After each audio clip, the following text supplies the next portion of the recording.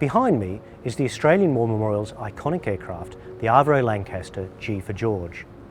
The Lancaster was built in England in 1942 and flew over occupied Europe on 89 missions between 42 and 1944, at which time it was withdrawn from service. It's been part of the Australian War Memorial's collection since 1945 and is much loved by many generations of Australians. G for George, as a heavy bomber, was solely designed to carry a massive bomb payload into occupied Europe and to bomb heavy industry and armaments firms. And it was one of 7,800 such Lancasters. More than 50% of those Lancasters were actually lost on operations. We know of about 10,000 Australians who took part in the bombing campaign. A large proportion of them would have flown in this particular type of aircraft.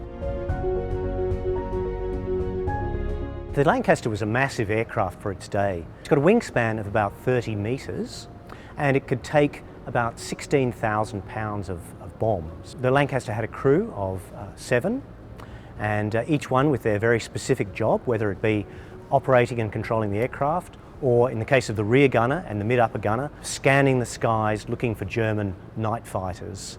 One of the things that makes G for George such an iconic and valuable aircraft to us is that we know exactly how many missions it took, who the aircrew were. On the side of the aircraft, we have all of its mission logs, sometimes with a clue as to who was the pilot on that particular mission. We know of quite a few missions that G for George took which were reasonably famous missions. So, for example, there was one on Nuremberg in March 1944, which was the worst mission that the Bomber Command ever went into. They lost 96 aircraft like this on that one night.